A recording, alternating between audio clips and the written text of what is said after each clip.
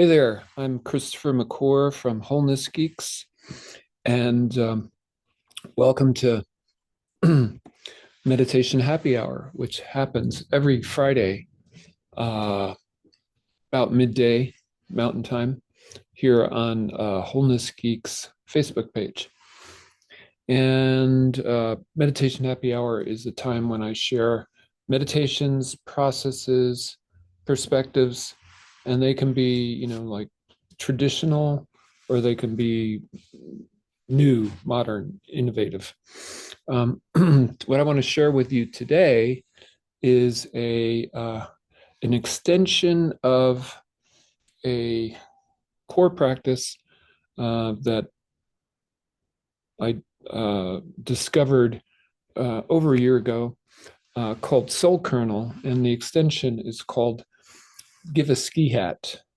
Um, so I, and that is the working title, and it may change, but I like to create acronyms of metaphysical things, things that are um, usually not concrete, um, and I have a bit of humor about it, and I'll get more into what that name means. Giviskihatt.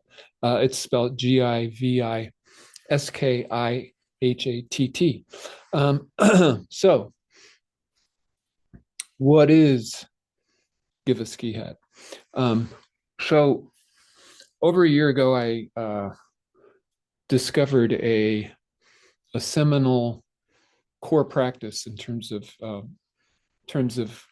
metaphysics, in terms of meditation, in terms of like operating modalities, and which is called the soul kernel. And the soul kernel is in itself a very internal practice. And I've struggled over the last year to um, how to bring that into a more extended, how to extend that, throughout the body and into the external world. And I've got, I've expanded and realized, oh, that's, there's something. Yeah, I've lost the root. Generally that's what happens, is that I feel like I've lost the anchor of the seminal practice, of the original practice.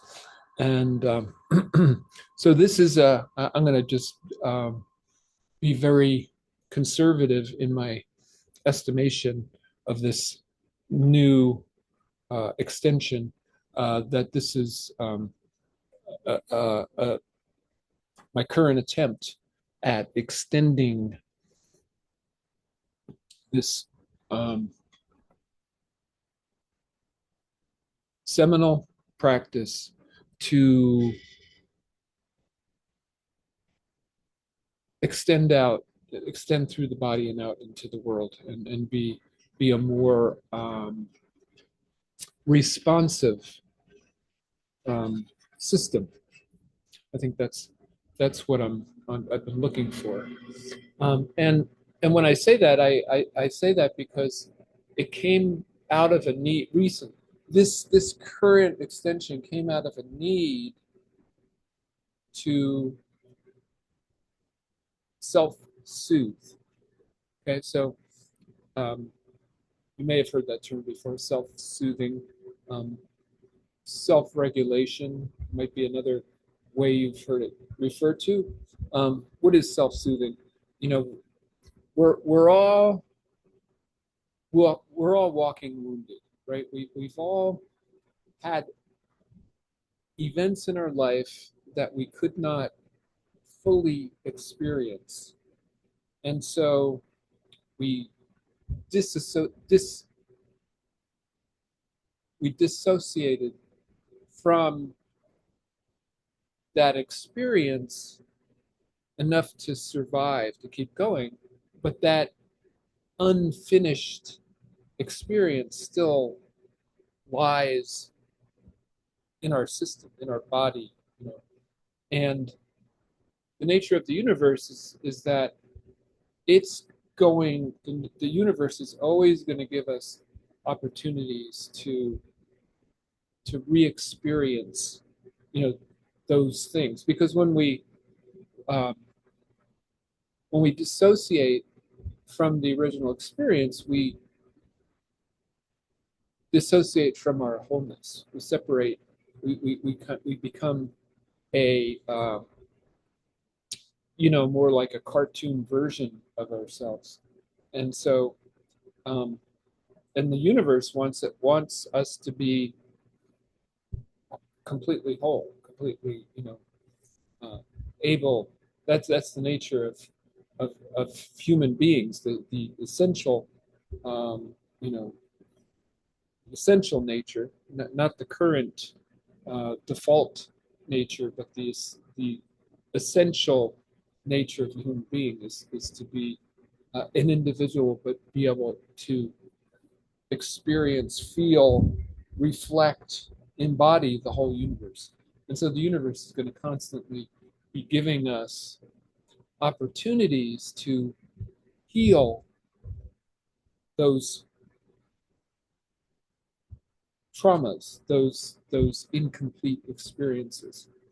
And the thing is that when the things happen in our world that trigger those incomplete experiences so that they can come up and be recognized and fully experienced, we tend to, it's uncomfortable. And we tend to back away from that. And very often we self medicate, or we blame the messenger on the trauma. We try to control it out here rather than just going in and experiencing it and like moving on. Um, so the tool that would be useful is if we could actually, what happens is that we get triggered, right? And we start to experience that emotion that we were um, unable to experience back then. And um, not only do we experience that original emotion, but then all the fear that's been layered through our life on top of that, like, oh, I don't want to feel that. Oh, I don't want to feel that. I don't want to feel that. We've got further and further away from the original wound, and we've layered on a bunch of fear, right? So then when, in current life, when that gets triggered, we've got this pile of trauma that we experience, and we get rattled, we get triggered, and instead of being able to experience it, we get in, we self-medicate, or we get into altercations with the person who triggered it. And the nature of relationship, especially like a sustained partnership, whether it be marriage or business partner, or creative partner or family member, is that the the nature of those of close relationships is also to bring out those hidden traumas. It's just like you can't help it. You get, the more relaxed you get with somebody, the closer you get to your core wounding. So the need for self-soothing, and that's that's what kind of motivated this current drive to come up with something that it's like, how can I deal with these how can I self-regulate when I get triggered, basically. And and it's also, it's not only how can I do it, but if I can do it, then how can I help other people do it? Because I mean, I would, it would be a really good thing if my wife could do this too, because you know, that we spend a lot of time processing, you know, wounds, ancient wounds. Um, so what I want to do next is give you the instructions for this we'll call it a meditation, because that's what it starts out as, and then when it gets applied in daily life, it you know, it might be more kind of a you know, a meditating on our feet, so to speak. But um, we start with the first part of this will be the soul kernel. And so this, if you've seen my videos before, you will recognize these first four steps as the core, the kernel, the soul kernel, which is designed to bring the soul into the physical body. So we start with the dantian, which is the center of the physical body, 3 fingers below the navel, 3 fingers in, sort of back by the sacrum. And then we add the element, or the meditation object of pulse or pulsation, which is one of the 3 body cycles that are, I consider, as meditation objects. They naturally occur in the body. The first one being respiration, excuse me, and then sensation, and then pulsation is kind of a subset of pulsation. I mean, of sensation. Pulsation is kind of a subset of sensation. The most, excuse me, the most obvious example of pulsation in our body is our heart beating, right? But a lot of people can't actually feel their heart beating. I've found that there is a place where pulsation is very is obvious, and it's this place, it's this soft place that's like, here's my sternum, right, my breastbone, and here are my ribs. So the ribs here, the ribs come up and they kind of make a triangle here, right? And so right at the, you know, right below the tip of the triangle, there's a soft place, and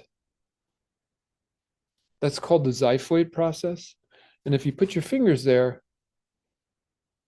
you can feel your pulse there.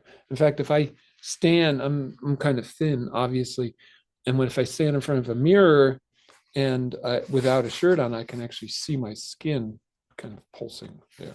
Anyway, that's the xiphoid process. That's an easier way to locate.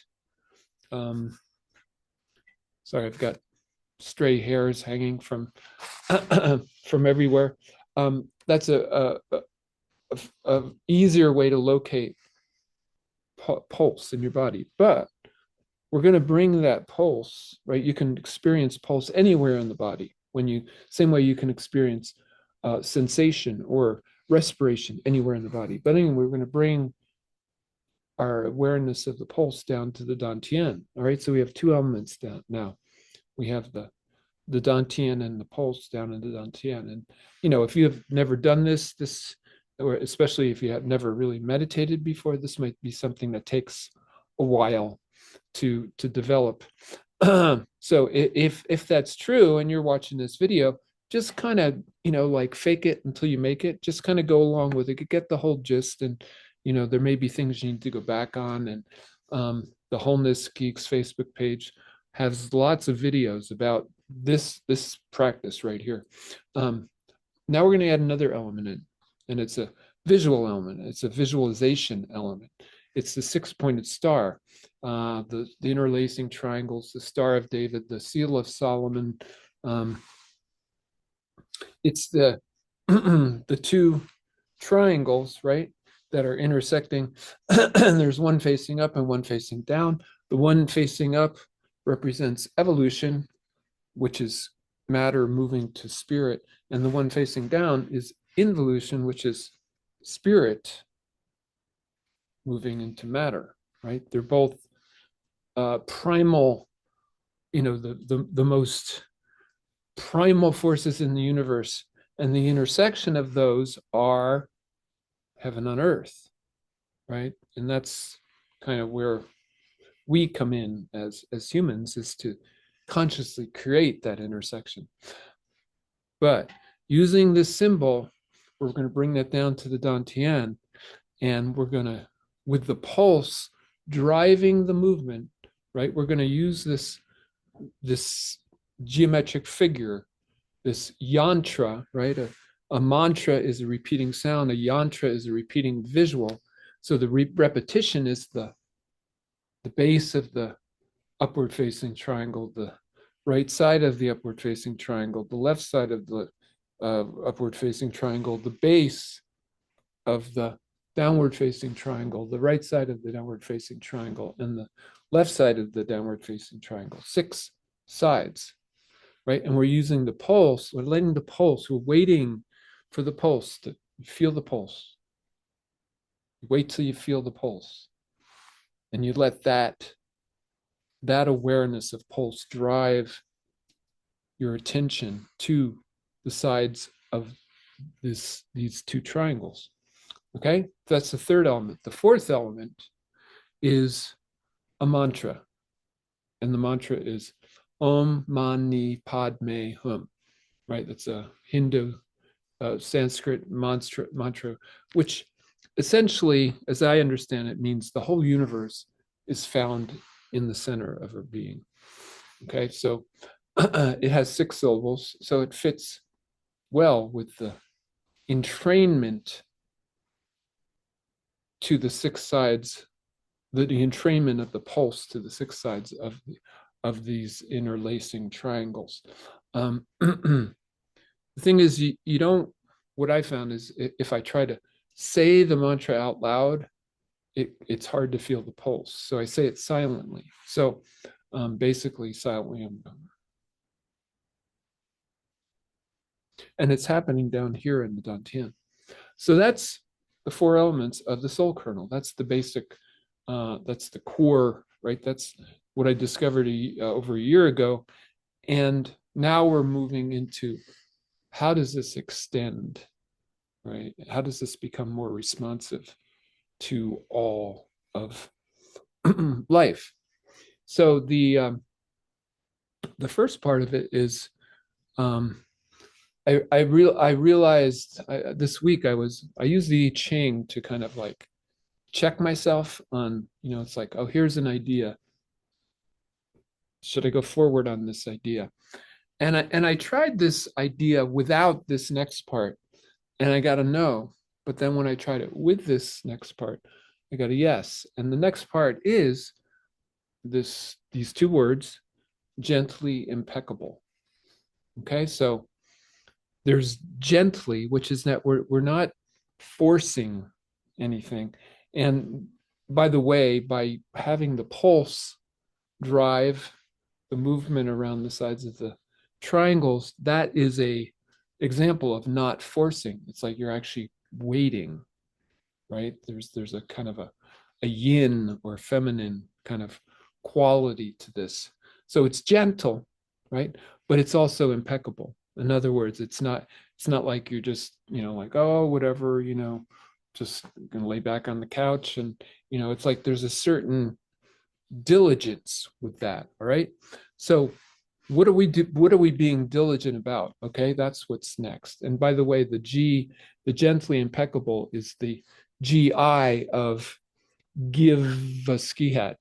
Okay, the first 2 letters of that acronym, GI. What we're being impeccable, gently impeccable about is the I hat. Okay, now what's the I hat? Well, I hat is just in terms of the lettering. Well, let me tell you first. Let me tell you what it is first. So, if you close your eyes and you look at the shapes that you see, and you follow the edge of the shapes that you see, that's called contouring, right? That's a derivative of the Tibetan eye chart.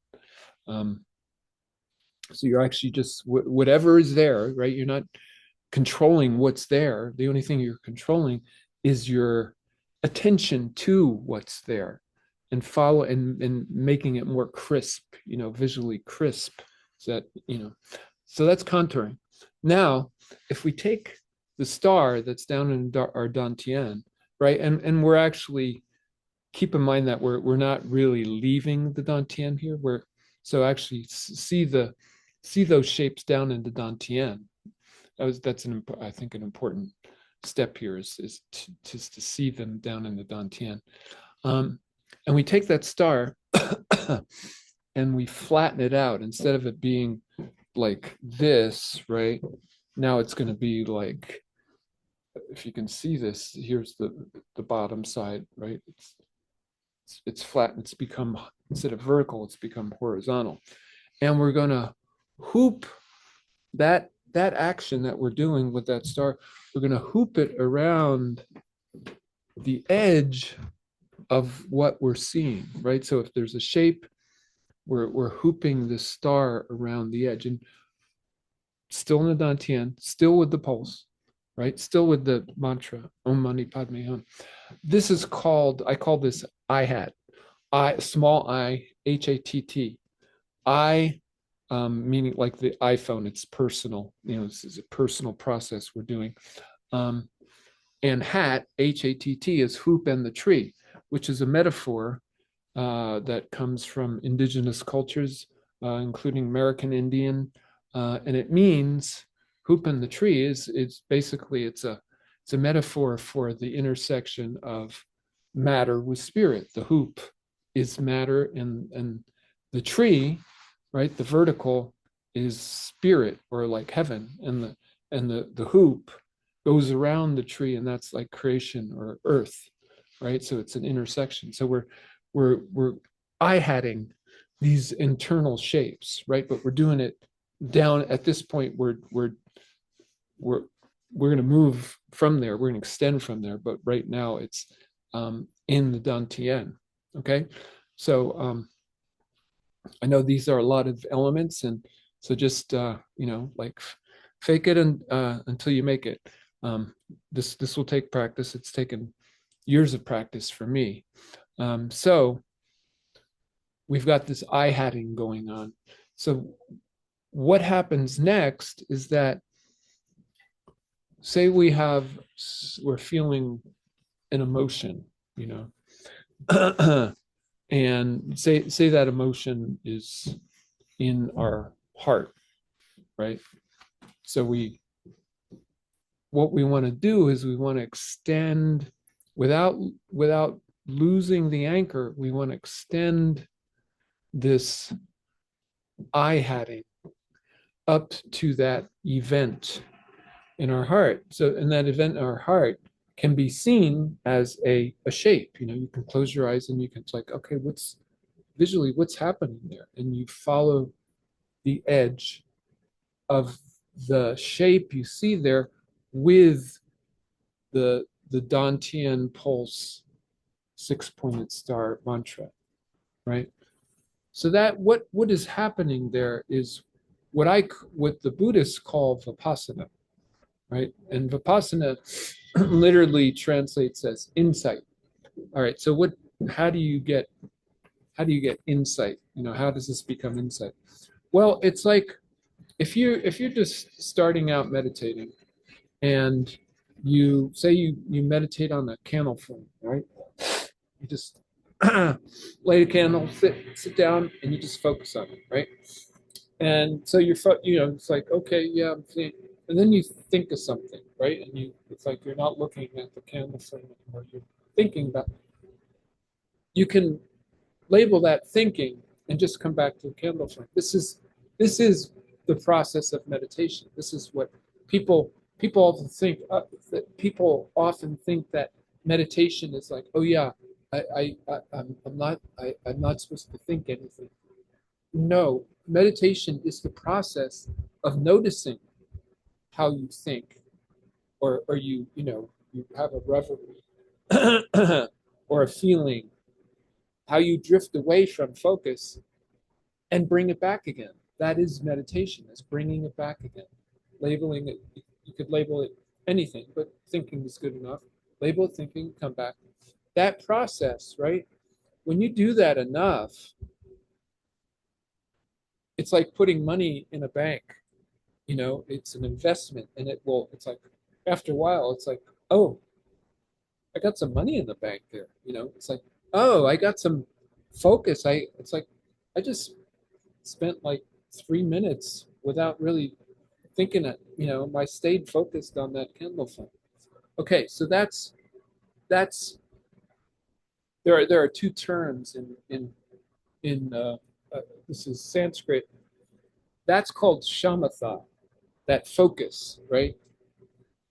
Now, when you've when you've gotten it so you can stay focused when you can stay focused and an event comes up and you can see that event without losing the focus, that creates insight, right? Because you're seeing that event from a very centered place. And that's Vipassana. Okay. So that's what we're trying to do here is we're trying to create Vipassana between the soul kernel and anything else that's happening either in your body or outside your body.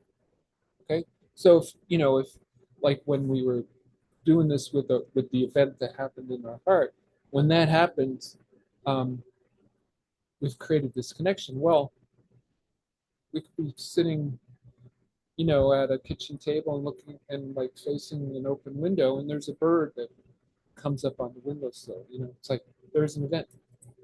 Well, can you have that vipassana with that bird, right? It's an event again, but you're not losing the. It's like you're not popping out of the dantian, or the pulse or the star or the mantra. You're staying there, and yet you're actually, through this eye hatting, you're actually rocking. I think that's the word that that's the word for the thing that I believe that happens is you rock the without losing your center. You fully experience with insight this event, and so that is essentially what we're doing. And then, so if you're in a situation, where somebody says something that triggers you, you can feel that where it's happening in your body and bring that, bring this sense of vipassana from your dantian, from the soul kernel, to that event, where you and what happens is self-regulation, and actually what happens is healing. You start to be able to, you can heal, you can experience this emotion, the gift of the messenger of making you triggered, gives you, it's like the grist for the mill, that gives you the opportunity to heal this trauma that's been sitting dormant in there for lifetimes. It could be, so and very often, like I said before, very often that trauma is coded with fear.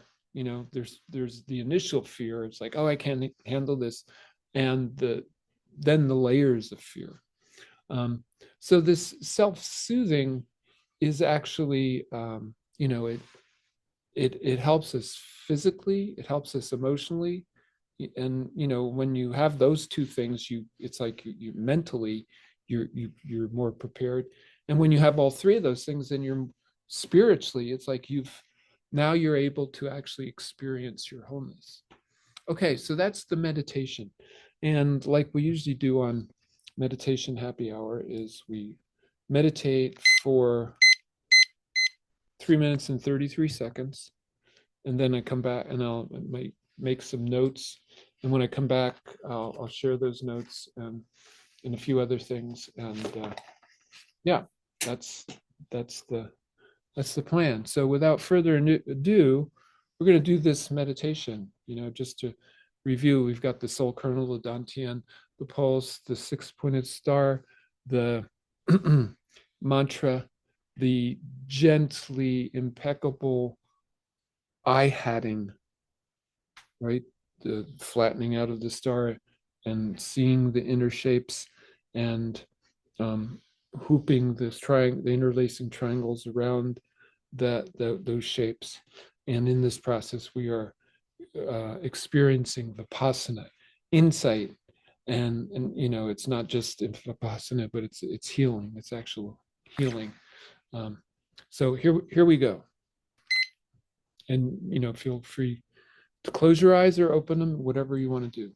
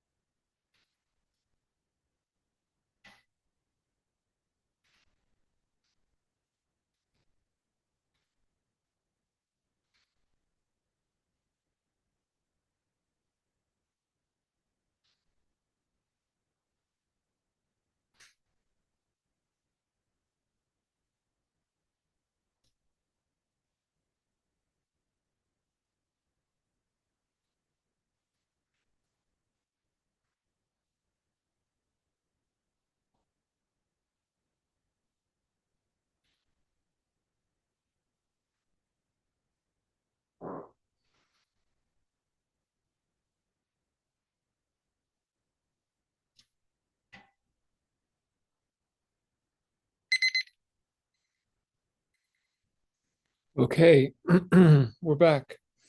So, a few notes I just wanted to share. You may have noticed this kind of like mild convulsion.